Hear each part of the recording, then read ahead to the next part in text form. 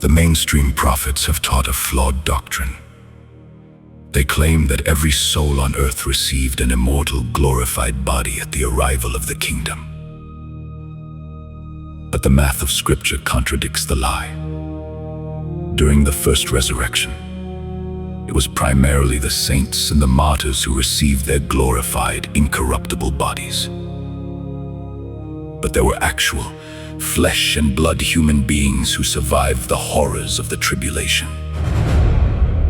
These mortal survivors walked directly into the 1,000-year millennial reign. They married, they bore children, and they populated the face of the earth.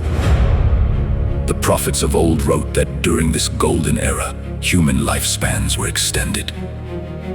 A man who died at 100 years of age was looked upon as merely a child. They were human, church-flawed, mortal, and living under the physical rule of the iron rod. The mortal nations living outside the gates.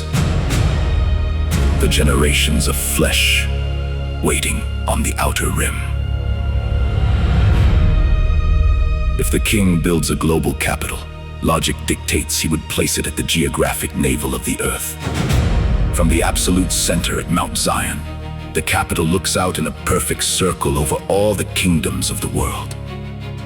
Those who received their glorified bodies reside safely inside that central stronghold, the literal camp of the saints. But everyone else, the nations who were not granted the transformation, remained on the outside of the camp. We are those people. The modern inhabitants of this little season are the direct descendants of the flesh and blood generations who lived outside the walls.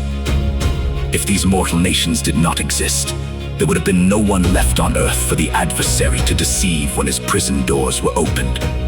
Satan did not tempt the immortal saints. He deceived the mortal men living on the outside of the camp, gathering them for the final, desperate march against the center.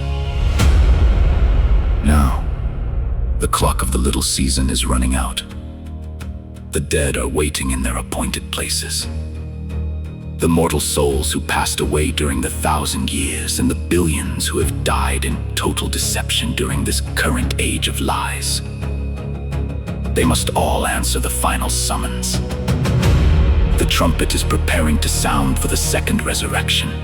When the graves open and the books are unsealed, the doors to the kingdom will not open for the deceptive system. An absolute, final separation is coming. Those who sought the truth through the fog of the deception will enter into paradise. But the global elite and those who fully aligned with the lies of this world system will be cast forever into the absolute reality of the lake of fire.